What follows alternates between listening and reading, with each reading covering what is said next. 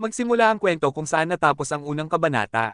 Sa matibay na determinasyon, sumusulong siya sa gitna ng kaguluhan, hinaharap ang walang humpay na pag-atake ng mga buhay na bangkay sa kanyang daraanan.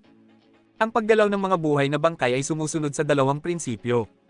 Una, wasakin ang rebulto ng Diyosa, at ikalawa, ang kanilang matinding gutom sa mga buhay na nilalang.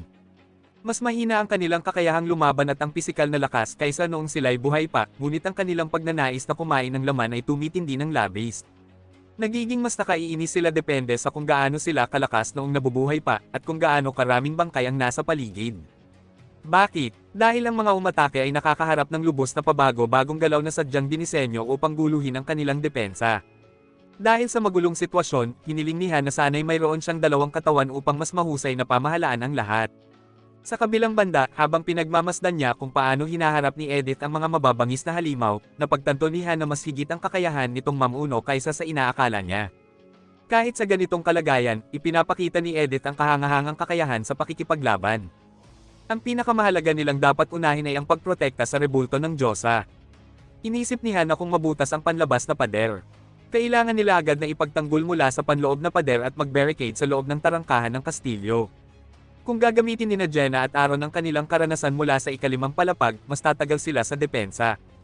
Ngunit ang mga NPC ay tuluyang natakot at nagmamadaling pumunta sa kastilyo, pinipilit ang mga sundalo na buksan ang tarangkahan at nagsusumamo na iligtas sila mula sa paparating na mga halimaw. Nagmamakaawa silang papasukin sila sa loob ng kastilyo, ngunit walang tumugon sa kanilang hiling, at dinaglaon ay dumating na ang mga halimaw. Napansin niya na hindi iyon mahalaga. Walang saysay kung gaano patatagal ang depensang iyon, at iniisip niya kung gaano siya kabilis makakaharap sa Dark Disciple. Habang pumapasok si Han sa gubat na nilalamon ng apoy, iniulat ng sistema na tumaas ang kanyang fire resistance sa level 2. Biglang lumundag ang dalawang dambuhalang ogre na balot ng apoy upang salakayin siya, ngunit nagawa niya itong talunin ng may kasanayan. Pagkatapos, ininom niya ang health potion upang mabawi ang kanyang lakas at narating ang dulo ng mapa kung saan kinilala niyang naroon ang Dark Disciple. Makalipas ang ilang sandali, nakatanggap siya ng abiso na nahulog si Makan sa pagkabalisa. Siya'y lubos na natakot at bumaba ng 50% ang kanyang mga stats. Kasabay nito, lumitaw ang tala na natakot si Shern, at si Makan ay bumalik na sa kandungan ng Diyosa. Isa pang abiso ang nagsabing duguan si Edith at patuloy na mababawasan ang kanyang kalusugan. Bigla, mula sa kawalan, lumitaw ang isang madilim at kahinahinalang projectile. Gayunman, mabilis na nakarespond si Han at nailagan ito gamit ang kanyang kalasag. Napagtanto niyang mahina ang kakayahang lumaban ng Dark Disciple, subalit isa itong halimaw na karaniwang lumalabas sa gitnang mga palapag. Ngunit gaya ng kasalukuyang sitwasyon, tila mas malakas ito kaysa sa inaasahan sa mas mababang palapag. Tatlong projectile ang sunod-sunod na pinakawalan laban sa kanya, muntik na siyang mabigla, ngunit hindi siya nagpakampante at nailagan ang karamihan. Gayunpaman, tinamaan ang kanyang balikat, at nagsimulang dumugo ng sobra. Alam niya na kung wala siyang depensa laban sa mga projectile, patay na sana siya. Naisip niyang hindi maganda ang kalagayan dahil pumapasok sa kanyang baga ang usok at alikabok sa tuwing siya'y humihinga. Dahil sa matinding pangangailangan, nagpasya siyang patayin ang Dark Disciple bago siya mawalan ng malay at bago masira ang kanilang grupo. Ngunit bigla, nang hindi nagpapakita, narinig niya ang tinig ng Dark Disciple na nagsasabing nais itong makipag-usap. Nagulat si Han ngunit pumayag at nagtanong kung ano iyon. Sinabi ng Dark Disciple na kakaiba si Han kumpara sa kanila at bigla siyang sinampal, dahilan upang mapa-address siya. Kasunod nito, isa pang projectile ang pinakawalan laban kay Han, kaya't agad siyang pumasok sa berserk state upang salubungin ang halimaw. Hindi siya natatakot sa Dark Disciple, ngunit hindi rin niya ito minamaliit. Sunod-sunod na projectile ang pinakawalan ng Dark Disciple, tumama ng malubha kay Han at tumagos sa ilang bahagi ng kanyang katawan. Gayunpaman, hindi siya bumitaw at buong tapang na hinarap ang halimaw. Sa huli, mayabang na lumapit si Han, ginamit ang kanyang punyal, at pinatay ang Dark Disciple, dahilan upang dumugo ito ng matindi. Sa sandaling iyon, nawala ang kanyang berserk state at naubos ang kanyang lakas. Dahil sa malubhang sugat, nagbuga ng dugo si Han at agad na umupo malapit sa isang puno. Lubos na pagod, nagtataka siya kung bakit hindi pa lumalabas ang stage clear message. Biglang bumigat ang kanyang katawan at nawalan siya ng malay, iniisip na ito na ang katapusan. Habang hirap na hirap, naniniwala siyang mamamatay siya bago pa man masira ang rebulto ng Diyosa. Iniisip niya kung anong klaseng kamatayan ang darating, sapagkat siya'y nahila sa isang lugar na di kilala. At doon siya mamamatay, nagdusa sa buong panahon. Samantala, abala ang kanyang mga kasama sa pakikipaglaban sa mga buhay na bangkay. Habang ang ilang walang silbing kasamahan, gaya ni Shern at Makan, ay namatay sa labanan.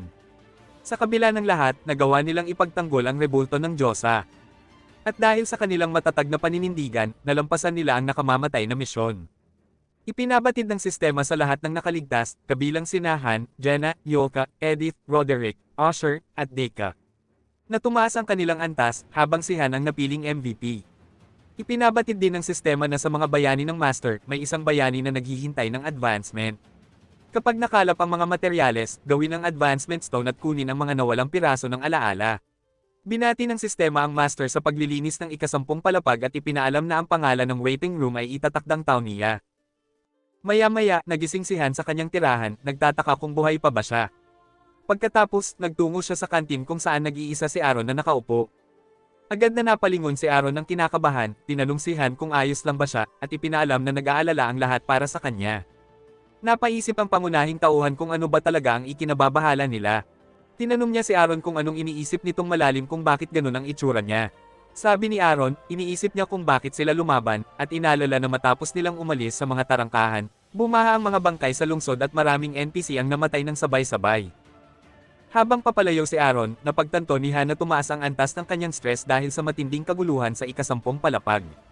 Tinanong niya si Aaron kung lalabas ba ito bukas ng ganoon ng ayos, ngunit ngumiti lang si Aaron at sinabing makakabawi na siya sa oras na iyon. Kinabukasan, namangha si Jenna nang makita ang hapagkainan na puno ng iba't ibang pagkain. Nagtaka siya kay Chloe kung bakit napakaing brandy ng kanilang almusal. Nakangiti namang sinabi ni Chloe na iniutos ni Ginoong Han na iluto ang pinakamainam na pagkain mula sa mga sangkap na mayroon sila. Habang ninanamnam ang pagkain, tinanong ni Han si Jenna tungkol sa kanyang reaksyon, iniisip kung hindi ba niya ito nagustuhan. Mabilis na itinanggi ni Jenna iyon, masiglang sinabing nagustuhan niya ito at palagi itong tila isang mainit na pagtanggap. Tumingin-tingin ang pangunahing tauhan sa paligid at napansin na buti na lang, normal na ulit sina Jenna, Aaron, at Yoka. Gayunpaman, mukhang litong-lito at malungkot si Dika, at naisip ni Han na matatagalan pa bago ito makaahon sa stress. Maya-maya, nag-anunsyo ang sistema na malugod nitong tinatanggap ang Master ng Pick Me Up at nagpaliwanag na upang maisulong ang isang bayani, kailangan ng karagdagang gusali sa loob ng silid synthesis, ang silid pagsulong. Sinimulan ng Master ang konstruksyon nito upang maisakatuparan ang pagsulong ng mga bayani. Kasabay nito, nagsimula rin ang proseso ng pagsasama ng mga gamit, 3 iba't ibang bato na pinagsanib upang makabuo ng isang mababang uri ng bato para sa pagsulong. Hindi nagtagal, matapos ang kalabog, kalansing, at kaunting mahika ng diwata, natapos ang proseso at nakamit ang hinahangad na produkto. Pagkaraan, biglang lumitaw si Esel na may hawak na bato at pasulong at masiglang binati si Han. Ipinaliwanag niyang gamit ang batong ito, makakaakyat siya mula sa isang bituin at umaasang maaabot pa niya ang 7 bituin, hinihimok siyang e-clear ang tore. Habang nakatitig sa bato, nagduda si Han kung kaya ba talaga niyang umabot sa 7 bituin. Ngunit tiwalang sinabi ni Esel na walang ibang makakagawa yun kundi siya. Tugon ni Han, kung totoo iyon, wala siyang ibang pagpipilian kundi abutin ang 7 bituin. Naisip niya na ginawa na niya ang lahat pero ni minsan ay hindi siya nagkaroon ng bayani na may 7 bituin. Sa huli, inisip niyang marahil ay may hiwalay na kondisyon na dapat matugunan. Sinimulan ng Master ang proseso ng pagsulong. Alam ni Han na nasa loob ng silid synthesis ang karagdagang pasilidad na tinatawag na silid pagsulong kung saan siya papasok upang maging bayani na may 2 bituin. Bago pumasok, napaisip siya kung ito ba ang pintuang konektado sa ika-2 palapag, saka siya umakyat. Ang pagsulong ay isa sa mga lugar na hindi nakikita ng Master. Kapag nailagay na ang bayani at mga sangkap, lilitaw muli ang bayani bilang mas mataas ang bituin, ngunit walang paraan upang malaman ng Master ang nangyayari sa loob. Sa ika-2 palapag, inilagay ni Han ang bato ng pagsulong sa mahiwagang bilog na naglabas ng nakakasilaw na liwanag. Tinakpan niya ang kanyang mga mata. Nang tumugon ang bato, lalo pang lumaki at kumislap ang bilog, kaya't napapikit si Han. Pagmulat ng kanyang mga mata, may nakita siyang kakaiba, isang babae na nakaupo sa duyan habang karga ang sanggol. Agad niyang hinawakan ang espada at tinanong ang babae kung sino ito, ngunit hindi niya ito malapitan dahil may nakaharang na di nakikitang hadlang ng mahika. Habang nakatayo, tiningnan niya ang bata at naisip na wala naman siyang pamilya kaya't hindi iyon maaaring bahagi ng kanyang nakaraan. Di nagtagal, napagtanto niyang ang sanggol na iyon ay si Han Esret ang batang dapat sanay narito imbes na siya. Lumakad siya palayo ngunit muling lumingon sa babae, iniisip na dahil hindi niya alam ang tunay na sitwasyon, walang saysay na mag-aksaya siya ng oras doon. Paglabas niya, tumambad ang isang walang laman na espasyo. Nagulat siya kung iyon ba ang tinutukoy na waiting room. Wala ni isang pasilidad ang nakatayo, at napagtanto niyang hindi ito kahalintulad ng kay Master Wutiva. Maya-maya, nagbukas ang isang piitan at lumitaw ang isang maliit na diwata. Napaisip siya kung si Esel ba iyon, ngunit napansin niyang mas maliit ito kahit magkahawig sila. Hinimok siya ng diwata na pumasok sa space-time rift. Pagpasok niya, lumitaw ang isang lagusan papunta sa napakahirap na Advent Dungeon. Nang bumukas ito, hindi siya nakapaghanda. Bigla siyang nakatanggap ng 3 sunod-sunod na babala, dahilan upang lalo siyang nalito at natakot, bumaba ng 30% ang lahat ng kanyang stats. Naramdaman niya ang kakaibang presyon, kaya't mabilis niyang hinugot ang espada at kinagat ang labi sa takot. Agad pumasok si Han sa kanyang berserk state upang malabanan ang takot at maibalik ang kanyang lakas ng loob. Sa loob ng piitan, laking gulat niya nang makita ang level 999 bug na nakatayo at nagsabing sa wakas ay nagkita rin sila. Mabilis na kumilos si Han, itinutok ang espada rito, nagtataka kung bakit naroon ang demonyong iyon. Sinabi ni Han na tiyak siyang ito ang nilalang na nagdala sa kanya sa mundong ito. Nais niya itong patayin agad, ngunit hindi niya magawa. Pinilit siyang iwanan ang piitan, pero nagpasya siyang hindi tatakas dahil alam niyang wala siyang tsansa. Alam ni Han na ito ang halimaw na pumatay sa pinakamataas na level 5 at 6 na Star Jory Party sa loob ng wala pang 10 segundo. Samantala, may masamang ngisi ang bug habang tinutokso siya kung bakit hindi siya sumusugod at kinukutsa siyang puno ng hinanakit. Napakagat si Han ng ngipin sa inis at sinabing kung puro kalokohan lang ang sasabihin nito, mas mabuti pang ibalik na lang siya. Nagpalakpak ang level 999 bug bilang pang-aasar at sinabi ng may panlilibak na matagal nang patay si Han kung wala siyang ganoong klaseng pagpipigil sa sarili. Bigla, nakaramdam ng matinding sakit ng ulo ang pangunahing tauhan. Inilapat niya ang isang kamay sa kanyang ulo habang ang isa ay nakatutok pa rin ang espada sa bug. Tinanong niya kung lahat ba ng pag-upgrade ng bayani ay ganito. Lumapit ang bug at sinabing hindi iyon totoo, si Han ay isang natatanging pag-iral. Dagdag pa nito, ang lugar na ito ay isang regalo para kay Han, at ang yugtong ito ay inihanda para sa marangal na puot ng Pick Me Up. Pero bago ang sunod na chapter, huwag kalimutan mag-like, share at subscribe sa ating YouTube channel na Isekai.